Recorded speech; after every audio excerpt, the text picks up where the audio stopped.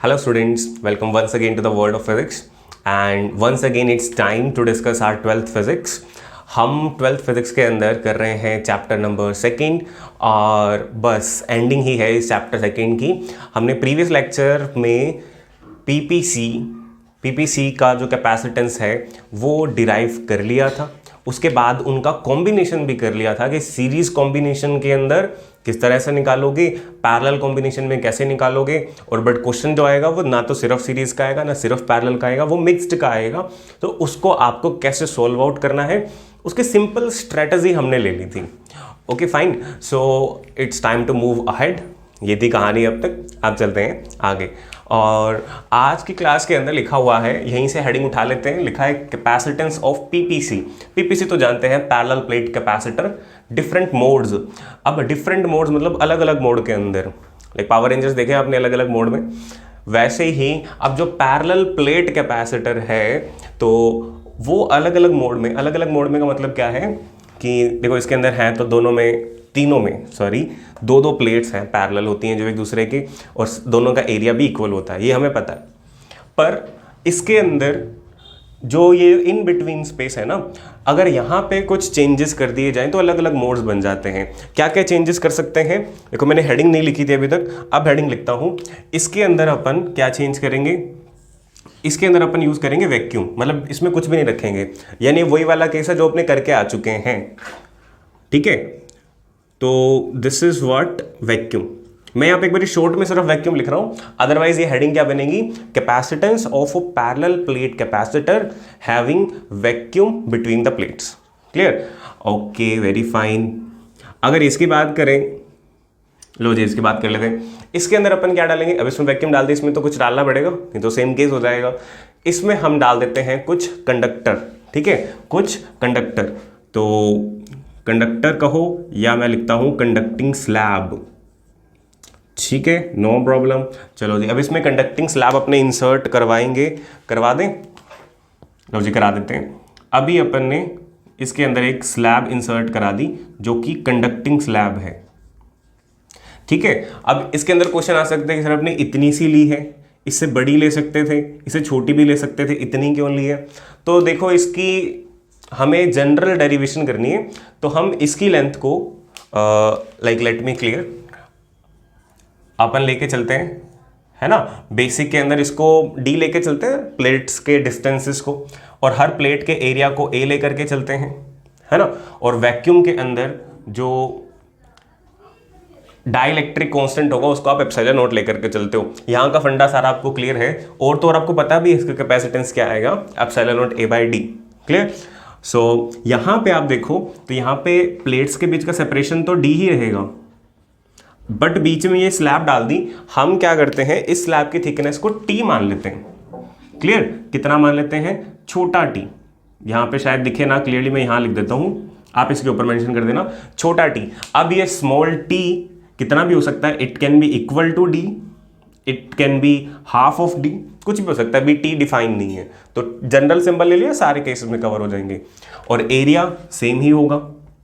Okay, और कुछ कुछ बातें सीखोगे आप. क्या कि ये जो वैक्यूम है, वैक्यूम का जो डाइलेक्ट्रिक कांस्टेंट होता है दैट इज एप्सिलॉन नॉट. अरे ये कैसे सिखा रहे हो, तो पता ही था, बिल्कुल पता था. अच्छा, और ये जो कंडक्टिंग स्लैब है, कंडक्टिंग स्लैब के लिए आपको ध्यान है ना क्या यूज करते हैं. हाँ, या तो आप कहो डाइलेक्ट्रिक कांस्टेंट या आप कहो रिलेटिव परमिटिविटी, और कंडक्टिंग स्लैब के लिए रिलेटिव परमिटिविटी होती है इन्फिनिटी. ये आप याद रखें. कंडक्टिंग स्लैब के लिए, किसी भी कंडक्टर के लिए डाइलेक्ट्रिक कांस्टेंट की वैल्यू होती है इन्फिनाइट. क्लियर? अब थर्ड केस के अंदर चलते हैं. यहां पे अपन ने कंडक्टर रख दिया, अब यहां कंडक्टर भी नहीं रख सकते, खाली भी नहीं रख सकते, तो सोचो कंडक्टर ना रख के क्या रखें, इंसुलेटर. यही बचा. और इंसुलेटर भी कौन सा, जो काम का हो इलेक्ट्रिक फील्ड के अंदर, और वो इंसुलेटर कहलाता है डाई इलेक्ट्रिक, है ना. अगर हम सभी सेशंस देख रहे हैं और बस हाँ देख ही रहे हो तो अभी ऑटोमेटिकली समझ तो सारा आ ही रहा होगा. तो को पता है कि we are talking about dielectric. जब हमें कोई इंसुलेटर चाहिए और इलेक्ट्रिक फील्ड के अंदर कुछ अपना वो रोल प्ले कर सके तो वो डाई इलेक्ट्रिक ही होता है. ठीक है, अब इसके अंदर डाइलेक्ट्रिक स्लैब इंसर्ट करा देते हैं. उसके लिए सपोज ये कलर ले लेते हैं अपन. लो जी, ठीक है, तो आप इसको 1 बाय 1 भी कर सकते हो, पहले ये फिर ये फिर ये, बट आई वुड सजेस्ट कि एक साथ ही करना ऐसा, क्योंकि एक साथ तीनों हो जाएंगे फिर। बस इसका एक मास्टर स्ट्रोक सिखाना आपको, उसके बाद ये कहीं नहीं रुकेगा। अब ये डाइलेक्ट्रिक है, ठीक है, अगेन वही फंडा, पूरा का पूरा वही फंडा, क्या कि इसकी जो थिकनेस होगी, पहले विड्थ की बात कर लें, distance between the plates d होगा, area of the plates a होगा, ठीक है, और यहाँ का वैक्यूम के लिए आप एप्सिलॉन नोट लोगे, क्लियर। और इसके लिए स्लैब के लिए आपको पता, आपको क्या लेना पड़ता है, एप्सिलॉन r लेना पड़ता है। और ये जो एप्सिलॉन r है डाइलेक्ट्रिक के लिए कितना होगा हमें नहीं पता, जैसे यहाँ पे तो साफ साफ बता दिया ना कि epsilon r is equal to infinite, यहाँ पे भी कह सकते हैं epsilon r is equal to 1, but यहाँ पे एप्सिलॉन r डिपेंड करेगा डाइलेक्ट्रिक कौन सा लिया है आपने, तो ये हम डिस्क्लोज नहीं कर सकते कि एप्सिलॉन r। आप ये जरूर कह सकते हो कि this epsilon r is greater than equal to 1 and less than equal to infinity. क्यों? क्योंकि ना तो ये वैक्यूम है और ना ही ये कंडक्टर है, क्लियर। सो ये इक्वल और 1 भी नहीं, अच्छा हाँ, ये इक्वल टू वाला साइन हट जाएगा, है ना, greater than 1 and less then infinity, okay. और ये चीज़ आपको वहाँ लिख करके आने की ज़रूरत इतनी ज़्यादा नहीं है, आपका मन करे तो आप लिखो, नहीं तो आप रहने दो, उसका मार्क्स नहीं कटेगा, बट हाँ आपके माइंड में क्लैरिटी होनी चाहिए। अच्छा, अब इसकी थिकनेस को भी अपने को कुछ ना कुछ मेंशन करना पड़ेगा, तो अपन इसको मेंशन कर देते हैं, इसके अंदर भी इसकी थिकनेस को टी ले लेते हैं, ठीक है। अब आप कहोगे सर इधर भी टी ले लिया उधर भी टी ले लिया, तो मैंने आपको कहा ना तीनों अलग अलग डेरिवेशन है, ये एक सेपरेट डेरिवेशन है, वो एक सेपरेट डेरिवेशन है, क्लियर। और अगर फिर भी आपका मन नहीं करता कि सर टी क्यों लिया, यहाँ पे मुझे कुछ और लेना है, तो आप एल ले लो, जो आपका मन करे वो ले लो, ठीक है। तो अब ये तैयारियां हो गई हैं पूरी, अब अपने इसको करना स्टार्ट करते हैं। तो समझ में आया कि आप क्या निकाल रहे हो, कैपेसिटेंस निकाल रहे हो, एक कैपेसिटर का जिसकी प्लेट्स के बीच में वैक्यूम है, दूसरे कैपेसिटर का जिसकी प्लेट्स के बीच में डाइलेक्ट्रिक स्लैब है, तीसरे कैपेसिटर का जिसकी प्लेट्स के बीच में कंडक्टर है और एक तीसरे में डाइलेक्ट्रिक स्लैब है। स्लिप हो गया, एक में कंडक्टर है और एक में डाइलेक्ट्रिक स्लैब है, क्लियर टू ऑल, ठीक है। आगे चलते हैं, अभी तक तो कुछ किया नहीं, तैयारियां पूरी करी हैं। अब मैंने आपको कहा था कि एक मास्टर स्ट्रोक सिखाना आपको, और उसके बाद ये कहीं भी नहीं रुकेगा, कुछ भी नहीं रुकेगा, काम एकदम स्मूथ मक्खन की तरह निकलेगा ये सारा। कैसे? देखो, पहले अपने उसकी चर्चा कर लेते हैं, किसी भी एक को यूज़ कर लेते हैं जगह को, लाइक जगह ये वाली जगह यूज़ कर लेता हूँ मैं, ठीक है। ये बादल सा क्यों बनाया, क्योंकि दिमाग की बात है, बस यहाँ पे नहीं लिखनी अपने को। अब मुझे तो अपनी बातें समझानी पड़ेंगी ना, और मैं इशारे वाली लैंग्वेज में अच्छा नहीं हूँ, तो मैं लिख करके समझा देता हूँ आपको, ठीक है। आपने ये पढ़ा हुआ है, और जिन्होंने ये वाला डेरिवेशन करा है, मोस्टली सभी डेरिवेशन ये वाला करके ही ये सेशन अटेंड कर रहे होंगे, तो उनको ये बात बहुत इजीली पता है। E इज इक्वल टू अपन ने वहाँ लिया था V/D लिया था, ठीक है। और जिन्होंने नहीं किया उनके लिए मैं चलो बता देता हूँ, E is equal to minus क्या होता है, E is equal to minus dV/dr होता है, E is equal to minus grad V, very famous result. अगर सिर्फ मैग्नीट्यूड की बात करें आप, तो ये dV/dr हो जाता है। dV का मतलब चेंज इन पोटेंशियल, dr का मतलब चेंज इन डिस्टेंस या चेंज इन पोजीशन, यानी कि डिस्प्लेसमेंट। तो हम बात कर रहे थे इस प्लेट से इस प्लेट तक की, तो इस प्लेट से इस प्लेट तक dV क्या होगा, V2 माइनस V1, एक प्लेट का पोटेंशियल माइनस दूसरी प्लेट का पोटेंशियल, और dr क्या होगा, इसकी पोजीशन माइनस इसकी पोजीशन। जहां से भी आप मेजर करोगे, सपोज किसी इस रेफरेंस पॉइंट से आप मेजर करोगे, तो इसकी पोजीशन और इसकी पोजीशन जब आप माइनस करोगे इन दोनों को, तो आपके पास क्या बचेगा, डिस्टेंस बिटवीन द प्लेट्स बचेगा, ठीक है। तो E हो गया V/D, ओके। अब इसको बारी बारी बताने की जरूरत ना पड़े आपको सीधा ही ध्यान रहे कि E is equal to V/D ये होता है, ठीक है। इसको हमने दिया हटा, लो जी। अब अगर E is equal to V/D होता है, तो क्या V is equal to E times D हो सकता है, ठीक है। कि अगर इन प्लेट्स के बीच का पोटेंशियल डिफरेंस पता करना है, इसको आप मेंटली भी समझो, सिर्फ V is equal to ED करोगे तो ये याद नहीं रहेगा, याद करना पड़ेगा, समझोगे तो याद रह जाएगा। इन प्लेट्स के बीच का पोटेंशियल डिफरेंस निकालना है, तो आप क्या करो, इनके बीच का इलेक्ट्रिक फील्ड निकाल दो और उसको मल्टीप्लाई कर दो इन दोनों प्लेट्स के बीच के डिस्टेंस से, क्लियर। तो V is equal to E into D, बस यही इसका मूल मंत्र है, और यही मंत्र आपने लगा दिया इधर इधर इधर, तो काम हो जाएगा खत्म इसका। लो लगाते हैं अपने, पर थोड़ा अलग अलग स्टाइल से लगेगा तीनों जगह पे, ठीक है। लगाते हैं, तो अपन लिखते हैं एज वी नो, जैसा कि हम जानते हैं अब नहीं भी जानते तो अपने जान चुके, है ना। तो as we know potential difference निकालना हो तो क्या कर सकते हो आप, electric field multiplied by the distance. Clear. यहाँ पे वेक्टर वोक्टर कोई लेन देन नहीं है कि आप इसको समझो कि ये डॉट लगा दिया सर ने, क्रॉस क्यों नहीं लगाया, उन चक्करों में मत पड़ना। v is equal to E into D हो गया, ठीक है। पैक कर देते हैं इसको, इसके आगे करेंगे इसको, अब इसको देखते हैं, ठीक है। 3 लिखने का फायदा ये है कि एक साथ चलेंगे अब तीनों ये। अब यहाँ पे वापिस से एज वी नो, इसके बारे में भी तो जानते हैं अपने, सबके बारे में जानते हैं अपने।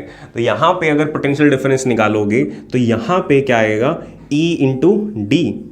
यहाँ पे थोड़ा सा ध्यान से करना आपको, क्योंकि देखो अगर आपने डायरेक्टली यही लिख दिया, आप पहली बात तो ये खुद सोच के देखो कि ये तो फिर दोनों सेम ही हो जाएंगे, फिर इसमें और इसमें कोई फर्क रहेगा, nothing, not at all. It means कुछ तो गड़बड़ है भैया। अब वो क्या गड़बड़ है वो ढूंढनी पड़ेगी, देखते हैं। देखो यहाँ पे 2 तरह का इलेक्ट्रिक फील्ड होगा, लिसन टू मी, 2 तरह का इलेक्ट्रिक फील्ड होगा। एक इलेक्ट्रिक फील्ड होगा ये वैक्यूम की वजह से, है ना, और एक इलेक्ट्रिक फील्ड होगा इसके वजह से। समझ रहे हो ना। अपन ने जब भी फोर्स करी थी, नहीं समझ रहे कोई दिक्कत नहीं, हैव पेशेंस। जब फोर्स करी थी तभी अपन ने ऐसा लिखा था 1/4 pi epsilon naught Q1 Q2 by R square. जब इलेक्ट्रिक फील्ड किया था तब भी लिखा था 1/4 pi epsilon naught Q by R square लिखा था। मीन्स टू से कि हमेशा मीडियम की बड़ी इंपॉर्टेंस रही है, चाहे फोर्स की बात हो, चाहे इलेक्ट्रिक फील्ड की बात हो, चाहे पोटेंशियल की बात हो, हर किसी केस में आपको मीडियम की इंपॉर्टेंस को लेना पड़ा है। और मीडियम अगर बदल देते हैं तो इलेक्ट्रिक फील्ड की वैल्यू, उसका मैग्नीट्यूड, उसका बिहेवियर बदल जाता है। बिल्कुल सिंपल, है ना। अब समझ में आ गया, क्योंकि अगर मीडियम बदलेगा तो इसके साथ एप्सिलॉन आर लगेगा। ये सारी बातें सिर्फ समझनी है, लिखने में इतनी देर में ही ये काम खत्म हो जाएगा इसका, ठीक है। सो आपको समझ में आ गया कि इलेक्ट्रिक फील्ड इधर अलग तरह से बिहेव करेगा, इधर अलग तरह से बिहेव करेगा। तो हम मान लेते हैं कि जो वैक्यूम में इलेक्ट्रिक फील्ड है ना वो तो E है, जैसे यहाँ पे था वैसा ही यहाँ होगा, बट यहाँ पे इसके अंदर जो है ना वो E डैश है, ठीक है। E डैश क्यों लिया, अभी कुछ अलग सिंबल लेना था, मैंने E डैश ले लिया। आप E D ले लो, E C ले लो कंडक्टिंग स्लैब के लिए, ठीक है। तो अब यहाँ पे आप देखोगे तो 2 इलेक्ट्रिक फील्ड बन गए, एक तो E और एक बन गया E डैश। अब E हमें क्या पता था, potential difference is equal to electric field into distance. अब इलेक्ट्रिक फील्ड 2 हैं, बट आप सोचो कि E वाला कितने रीजन में लग रहा है और E डैश वाला कितने रीजन में लग रहा है। बस ये पहले इक्वेशन में टाइम लगेगा, फिर फटाफट धड़ाधड़ काम होएगा अपना। अब देखो E डैश, पहले E डैश ढूंढना आसान है। E डैश कितने रीजन में लग रहा है, सिर्फ T जितने रीजन में लग रहा है, फाइन। तो ये कितने में लगेगा, ये D माइनस टी में लगेगा, है ना, जो बच गया इधर वाला भी और इधर वाला भी, तो D माइनस टी। कोई दिक्कत, नॉट एट ऑल सर, कोई दिक्कत नहीं आएगी इसके अंदर। अच्छा, अगर ये ऐसा है तो यहाँ पे आसान हो जाएगा, एक जगह मेहनत करो 2 जगह काम आती है, यही तो फायदा है। एज वी नो वापस से हम जानते हैं कि यहाँ पे भी जो टोटल पोटेंशियल डिफरेंस होगा यहाँ से लेकर यहाँ तक का, उसमें 2 इलेक्ट्रिक फील्ड मिले होंगे, एक तो वैक्यूम वाला और एक इसे डाइलेक्ट्रिक वाला। अब मैंने यहाँ पे E डैश ले लिया और इधर E ले लिया। अब फिर से आपका मन करे कि सर यहाँ भी डैश लिया वहाँ भी डैश लिया, तो तुम कुछ और ले लो। मैं बता रहा हूँ बारी बारी कि ये अलग डेरिवेशन है, यहाँ पे सेम सिंबल ले सकते हैं अपन। तो अगेन यहाँ पे मैं क्या करूँगा, E इंटू डी प्लस बता दिया करो भाई, D नहीं आएगा, D माइनस टी आएगा, और फिर E डैश के अंदर क्या आएगा, T आएगा। लो जी, अब हो सकता है कि कोई बच्चा पूछ ले, लाइक सपोज चिंटो ने पूछ लिया, सर अभी तो आप कह रहे थे जब यहाँ पे D लिखा था तब तो आपने कहा था बड़े शौक से कि मैं यहाँ पे D क्यों नहीं लिख सकता, क्योंकि ये दोनों फिर सेम हो जाएंगे। अब आपको ये दोनों सेम नहीं दिख रहे, ये तो केस अलग अलग हैं। सही क्वेश्चन पूछा उसमें, है ना। और क्या पूछना चाहा है समझ में आ गया होगा। शायद आपका क्वेश्चन भी हो सकता है कि सर ये दोनों सेम बन गए, बट नहीं, क्यों नहीं, क्योंकि ये वाला इलेक्ट्रिक फील्ड जो है ना, इलेक्ट्रिक फील्ड जो है वो अलग अलग, इसके अंदर की वैल्यू अलग बनेगी। क्योंकि आपको पता है ये इलेक्ट्रिक फील्ड अलग क्यों है, just give me an answer, ठीक है। ये इलेक्ट्रिक फील्ड इस फील्ड से अलग क्यों है, जस्ट बिकॉज इस एप्सिलॉन आर की वजह से। अगर ये एप्सिलॉन आर नहीं होता तो ये इलेक्ट्रिक फील्ड अलग नहीं होता। ये इलेक्ट्रिक फील्ड भी अलग क्यों है, एप्सिलॉन आर की वजह से। अब ये दोनों क्या सेम होंगे, नहीं, क्योंकि इसका एप्सिलॉन आर इन्फिनाइट है और इसका एप्सिलॉन आर इन्फानाइट नहीं है, 1 भी नहीं है, इन्फानाइट भी नहीं है, कुछ और है। क्लियर? ठीक है, तो अब अपन आगे चलते हैं इसके अंदर, इसको लिखना स्टार्ट करते हैं। लो जी, इलेक्ट्रिक फील्ड आप क्या लिख सकते हो, एक शीट की वजह से होता है सिग्मा बाय 2 एप्सिलॉन नॉट। अब ये डेरिवेशन जिसने अटेंड करा था वो उसको बहुत इजीली समझ में आ जाएगा। अपन ने वहां पे लिया था इलेक्ट्रिक फील्ड को सिग्मा अपॉन एप्सिलॉन नॉट, है ना। क्यों लिया था? क्योंकि एक शीट की वजह से होता है sigma upon 2 epsilon not, 2 sheet की वजह से हो जाएगा sigma upon 2 plus sigma upon 2, आधा आधा, तो ये भी अधूरा ये भी अधूरा, मिलके पूरा पूरा sigma upon epsilon not. Simple, ये हो गया। ठीक है, सो ये अब ऐड क्यों हुआ? क्योंकि इस प्लेट पे पॉजिटिव चार्ज होता है और इस प्लेट पे नेगेटिव चार्ज होता है। तो जब यहाँ पे कोई पॉइंट होगा तो उस पे ये प्लेट भी इस तरफ पुश करेगी और ये प्लेट भी इस तरफ ही उसको पुल करेगी, तो दोनों इलेक्ट्रिक फील्ड ऐड हो जाएंगे। Clear to all? So E की जगह मैं लेता हूँ sigma upon epsilon not times D. Clear? कोई दिक्कत नहीं, कोई प्रॉब्लम नहीं है। ठीक है, सो अब आगे चलते हैं इस तरफ। इसमें मैं क्या लिखूं?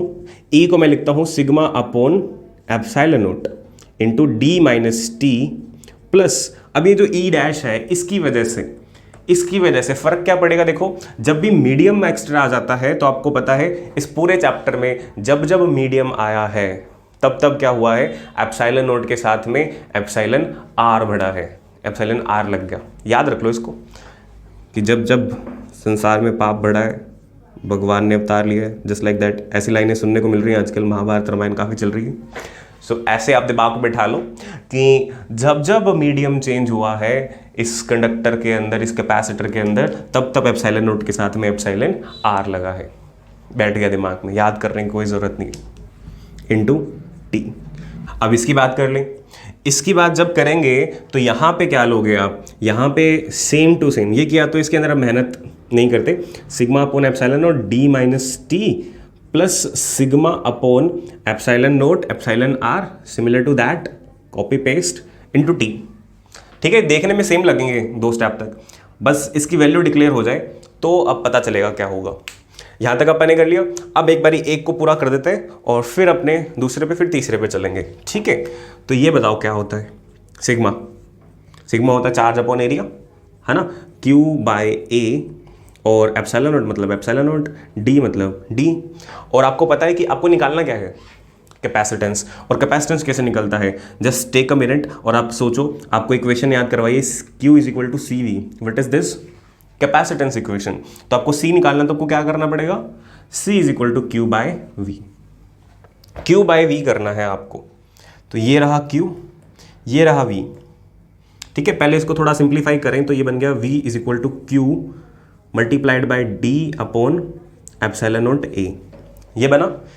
इस क्यू के नीचे इस वी को ले जाओ और ये सारा इधर ले आओ, ये बन जाएगा epsilon not A by D is equal to Q by V. इसका मतलब ये क्या बन गया? ये तो सी बन गया, और सी किसके इक्वल आ गया? Epsilon not A by D के। क्या यही सच है? बिल्कुल, एब्सोल्युटली यही सच है। और एक दूसरा तरीका हो गया उसको करने का। ठीक है, तो ये डेरिवेशन वैसे हमने कर रखी है, बट एक और मेथड हमें मिल गया जिससे हम कर सकते हैं। Okay, very good. अब इसको करते हैं। यहां पे हमें शॉर्ट पता है कि एप्सिलॉन आर इज इनफाइनाइट। अगर मैं इस इक्वेशन में रख दूं एप्सिलॉन आर इनफाइनाइट, तो इसका क्या होगा? Can anyone tell? यस, मैं ही बता देता हूं, अभी तो मैं ही खड़ा हूं यहाँ पे। एप्सिलॉन आर अगर इनफाइनाइट है तो ये समथिंग अपॉन इनफाइनाइट हो जाएगा, और समथिंग अपॉन इनफाइनाइट हो जाए तो नथिंग, कुछ भी नहीं बचता, वहाँ बचता है जीरो। और जीरो किसी में ऐड हो जाए तो उसका कोई भला नहीं होता, ये एज इट इज़ ही रहेगा। और इसको देखो, इसको आपको सोल्व करना आता है ना, क्या बनता है ये सिग्मा अपॉन एप्सिलॉन नॉट क्या बना था? ऐसा कुछ बना था। तो मैं इसको डायरेक्टली लिख दूँ, Q upon A epsilon not into D minus T. Okay, और अब यहाँ पे आप यूज़ कर सकते हो वही टेक्निक कि v इधर जाएगा, ये ऊपर आएगा, और क्या बन जाएगा? c। तो this implies q by V क्या बनेगा यहाँ पे? Epsilon naught a upon D minus T. ठीक है, रीअरेंज किया है जस्ट, और q बाई वी तो c ही होता है, तो c आ गया epsilon naught a upon D minus T. बहुत ही आसान है, याद रखना तो बहुत ज़्यादा आसान है। बस डेरिवेशन आसान बना रहा हूँ मैं तो आपके लिए, याद रखना तो वैसे ही आसान है। देखो क्या किया है, आपको पता चलेगा कि इसकी वजह से इलेक्ट्रिक फील्ड होता ही नहीं, तो इलेक्ट्रिक फील्ड बचा कितने रीजन में, सिर्फ d माइनस टी रीजन में। तो जस्ट आपने क्या किया, d को रिप्लेस किया d माइनस टी से and you got this expression. ठीक है, ओके। अब यहाँ की चर्चा कर लें। यहाँ पे क्या होगा, यहाँ पे बस थोड़ा सा आपको मैथमेटिकल पोर्शन सबसे ज़्यादा करना पड़ेगा। वाई सो, क्योंकि यहाँ पे तब एप्सिलॉन आर था नहीं, यहाँ होके भी नहीं था, वहाँ उसको लेकर के चलना पड़ेगा साथ साथ, क्योंकि इसको आप इग्नोर नहीं कर सकते। You don't know the value but you know the range, range से कुछ फायदा नहीं है। इट मीन्स ये साथ साथ चलेगा। तो आप क्या करो, ये सिग्मा अपॉन एप्सिलॉन नॉट को कॉमन निकाल लो। ठीक है, इसको कॉमन निकाल लो, और क्योंकि मुझे थोड़ी जगह चाहिए तो मैं इसको ना थोड़ा छोटा लिख रहा हूँ। ठीक है, चलेगा, थोड़ा छोटा लिख रहा हूँ इसको, मैं दोबारा लिख देता हूँ इसको, या इसको यहाँ लिख देता हूँ, v is equal to E नहीं, sigma upon epsilon naught D minus T, और प्लस में क्या था, sigma upon epsilon naught epsilon R into T. ठीक है, आपने नोट कर लिया होगा। अब उसके बाद से यहाँ कनेक्ट करवाता हूँ मैं। अब क्या लिखूंगा मैं, v इज इक्वल टू, देखो sigma upon epsilon not common ले लिया, तो यहाँ क्या बचेगा, एक तो बचेगा d माइनस टी, और क्या बचेगा, t अपॉन एप्सिलॉन r। समझ रहे हो, ये सारा कॉमन आ गया, तो ये बचा t और यहाँ बचा एप्सिलॉन r। लो जी, अब ये q अपॉन एप्सिलॉन नॉट, ये आपको पता है ये क्या बनेगा, this will be q upon a epsilon naught d minus T plus t by epsilon R. Okay, आप क्या कर सकते हो, इस t को भी कॉमन ले सकते हो लेना चाहो तो, अगर नहीं लेना चाहो तो आपकी मर्जी है, जैसा भी आप करो इसको, क्योंकि कॉमन लेके भी कोई बहुत ज़्यादा सिंप्लीफाई होगा नहीं है। अब आप ये कर सकते हो कि q बाई वी जब करोगे, q बाई वी जब करोगे तो क्या होगा, ये a e एप्सिलॉन नॉट तो इधर आ जाएगा। ठीक है, a एप्सिलॉन नॉट तो इधर आ जाएगा ऊपर, और ये मल्टीप्लाइड वाला नीचे जाएगा। ठीक, ध्यान देना, अब यहाँ पे क्या होने वाला है, एक तो इसको नीचे लेके जाएंगे और एक इसकी साइड भी चेंज कर देंगे, ताकि इधर इतना बड़ा ना लिखना पड़े अपने को। तो अपन लिखेंगे इसको q by V is equal to epsilon naught a upon d minus T plus t upon epsilon naught r। और ये पता आपको क्या होता है q बाई वी, ये होता है c। तो मैं इसको इसी स्टेप के अंदर c लिख रहा हूँ, क्योंकि इतना बड़ा नीचे लिखूंगा तो वो इतना क्लियर दिखेगा नहीं। ठीक है, तो ये हमारे पास आ चुका है इसका भी डेरिवेशन। तो आप जस्ट इसको याद रख लो, तीनों के तीनों जो है ना इसी से निकल कर आ जाएंगे। ब्रैकेट थोड़ी ऊपर नीचे होगी, ये यहाँ लगेगी। ठीक है, अब आप देखो कि ये तीनों डेरिवेशन आपस में लिंक्ड हैं। कैसे लिंक्ड हैं आप चेक करो। यहाँ पे ये वाला जो है ना, ये मास्टर है, ये सबसे बड़ा है। अगर हम कहें कि जो स्लैब है वो हमें पता चला कि डाइलेक्ट्रिक कौन सा है, ये तो कंडक्टर है, डाइलेक्ट्रिक नहीं था, ये कंडक्टर है। तो इट मीन्स आपको एप्सिलॉन आर को रिप्लेस करना पड़ जाएगा इन्फिनिटी से। आप रिप्लेस करो इसको इन्फिनिटी से, क्या होगा, इन्फिनिटी मतलब ये वाली टर्म तो गई, और ये टर्म गई तो सिर्फ ये बच जाएगा। क्या आप यहाँ से इस तरफ कूद सकते हो?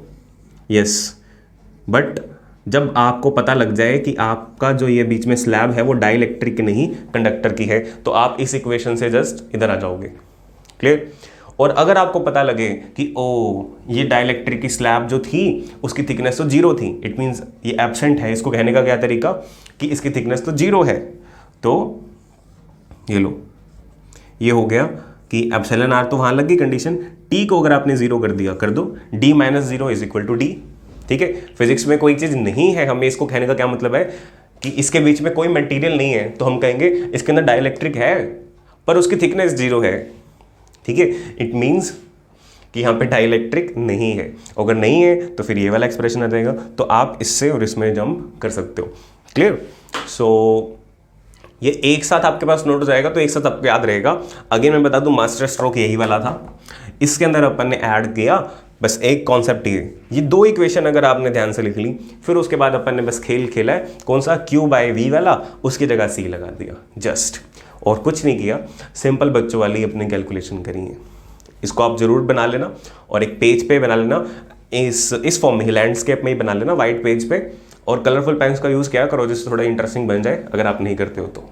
अब इन्हीं डेरिवेशन की सीरीज़ के अंदर एक और डेरिवेशन हमारी बचती है जो हम कर सकते हैं on the same method, same knowledge से।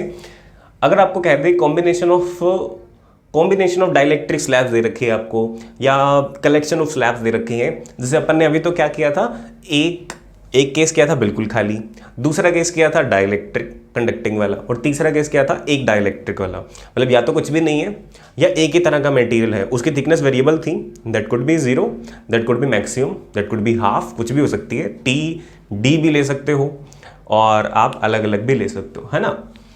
और अब आपको कहा है कि एक ही कैपेसिटर है पर उसमें ये जो रंग बिरंगी सी स्लैब डाल रखी है ना, कि आपने क्या किया, सपोज 3 मटेरियल की स्लैब्स डाल दी, कि जो डिस्टेंस है d, टोटल डिस्टेंस d है, तो आपने क्या किया, d/3 d/3 d/3 1/3 करके 3 अलग अलग डाइलेक्ट्रिक की स्लैब डाल के भर दिया उसको, क्लियर। या d/4 d/4 d/4 d/4 1/4 distance की विड्थ की आपने 4 स्लैब इसके अंदर डाल दी, क्लियर। या आप 5 स्लैब भी डाल सकते हो d/5 की, इस तरह से हमने अगर डाल दी, और अलग अलग थिकनेस की भी डाल सकते हो, एक पतली डाल दी, एक बहुत मोटी डाल दी, ऐसे कितने भी कॉम्बिनेशन बन सकते हैं, there are too many combination possible. तो जस्ट हमने क्या लिखा, कैपेसिटेंस ऑफ पीपीसी, ऐसा PPC with multiple dielectric slab, जिसके अंदर मल्टीपल डाइलेक्ट्रिक स्लैब हो, क्लियर।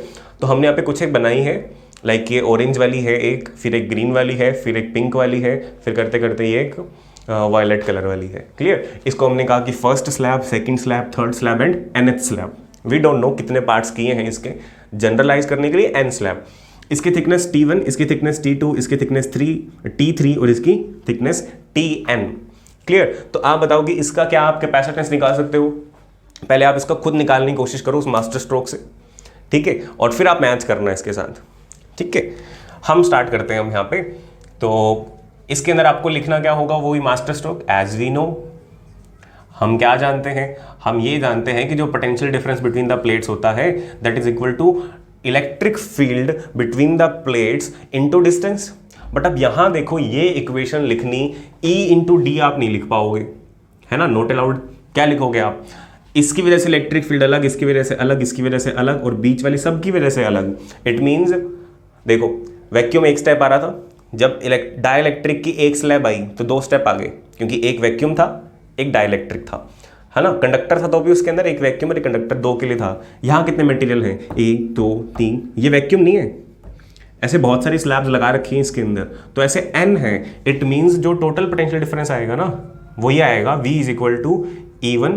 सपोज इसकी वजह से इलेक्ट्रिक फील्ड है E1, इसकी वजह से है E2, इसकी वजह से है E3, और करते करते dash dash dash so on, इसकी वजह से है En। तो आप लिखोगे E1, इसकी रेंज कहाँ तक, T1 तक, E2 उसकी रेंज कहाँ तक, T2 तक, E3 इसकी रेंज कहाँ तक, T3 तक, ओए होए होए, डैश डैश डैश En इसकी रेंज कहाँ तक, Tn तक।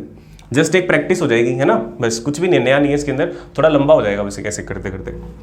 अब जब आप इसको V को लिखोगे तो इसको आपको क्या लिखना पड़ेगा, यू नो वेरी वेल, आपको लिखना पड़ेगा इसको sigma upon epsilon naught epsilon r, और इसका एप्सिलॉन r क्या लिखा है, एप्सिलॉन 1, इसके लिए एप्सिलॉन r एप्सिलॉन 2, उसके लिए एप्सिलॉन r एप्सिलॉन 3, तो एप्सिलॉन 1 इंटू T1। अच्छा, एक और चीज़, जब ये न्यूमेरिकल्स करते हैं ना, मोस्टली न्यूमेरिकल्स के अंदर ये जो रिलेटिव परमिटिविटी है, इसको K से रिप्रेजेंट कर रखा होता है, ठीक है। तो ऐसा करते हैं, हम भी इस डेरिवेशन में इसकी रिलेटिव परमिटिविटी को K से ले लेते हैं, ताकि थोड़ी आदत भी हो जाए हमें, आपको देखा देखा लगे फिर ये, ओके। तो मैंने यहाँ पे K सिंबल ले लिया, K4 नहीं आएगा भी, Kn आएगा, ओके। कोई फर्क नहीं है वैसे, बस just to make you habitual, तो मैंने यहाँ पे K ले लिया। आप क्या करो, यहाँ पे ले लो K1, ठीक है, कोई भी दिक्कत नहीं है इसमें, बहुत बिल्कुल आसान है, कॉन्सेप्ट क्लियर करके चलो। इसकी वैल्यू आप क्या लिखोगे, इसके लिए लिखोगे सिग्मा अपॉन एप्सिलॉन नॉट, इसका डाइलेक्ट्रिक कांस्टेंट यानी कि K2, और इसकी रेंज T2, ये भी सेम आएगा। इसको मैं स्किप कर रहा हूँ, डैश डैश डैश, है ना, क्या पता लगता है इसमें बहुत सारे। अभी En क्या हो जाएगा, सिग्मा अपॉन एप्सिलॉन नॉट, और साथ में क्या आएगा, वो उसका डाइलेक्ट्रिक कांस्टेंट Kn और Kn Tn, ठीक है। अब क्या करोगे, देखो थर्ड वाले स्टेप में जो किया था वही वाला यहाँ पे करोगे, सिग्मा अपॉन एप्सिलॉन नॉट आपका कॉमन आ जाएगा, सेम चल रहा है ना, V is equal to sigma upon epsilon not common आ जाएगा, बचेगा क्या, T1 upon K1, T2 upon K2, T2 upon K2, capital क्या होता है भैया, डैश डैश डैश, और Tn अपॉन K एन, ये आ जाएगा। ठीक है, अब आप क्या करते हो, इस सिग्मा को खोल देते हो। बताओ भी इस सिग्मा की जगह क्या लिखें, इसकी जगह लिखो Q by A, epsilon naught है तो साथ में आ जाएगा, ये सेम टू सेम है ना, T1 upon K1 T2 upon K2। अब देखो इसके अंदर वो थ्रिल खत्म हो गया होगा, थ्रिल मैंने कि उसके अंदर देख रहे थे कि अपने ये कैसे होगा, कैसे करेंगे, इसके अंदर हमें बस पता है कि हाँ यही तो करना था। तो बोरिंग हो जाए अगर कोई डेरिवेशन करते करते, इट मीन्स वो हमारी टिप्स पे होगी।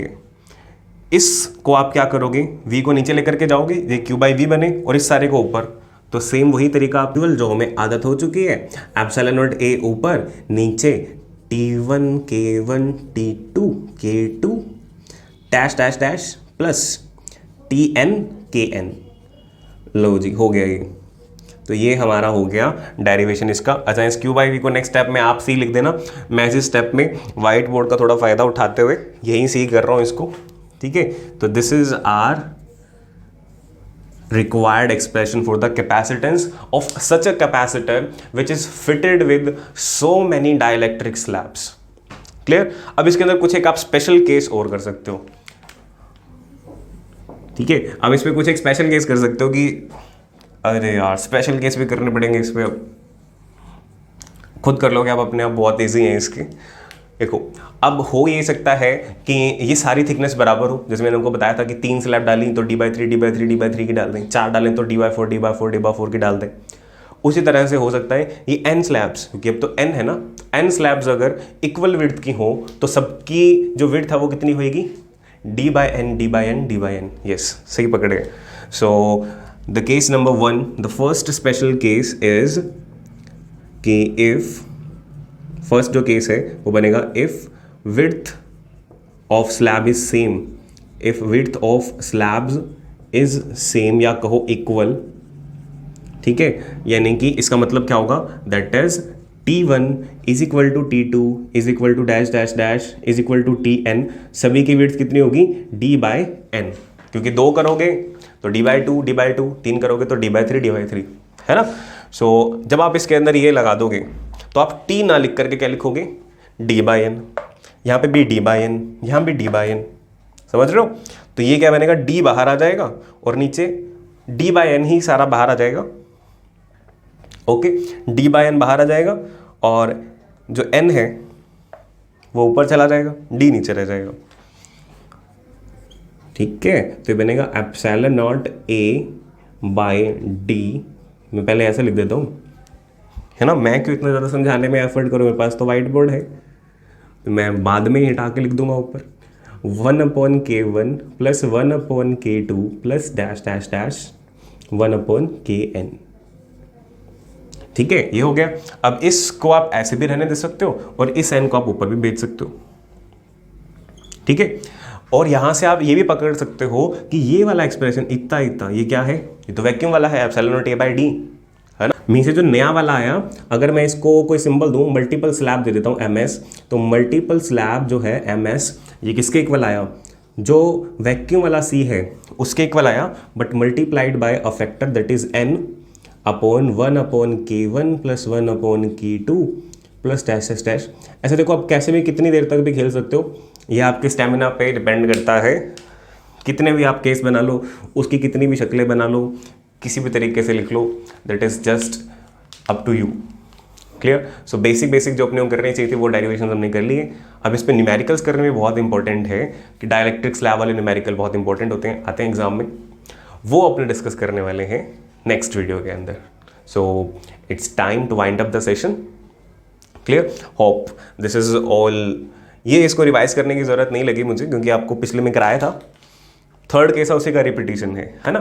सो see you in the next session. Till then, good bye, take care and keep enjoying physics.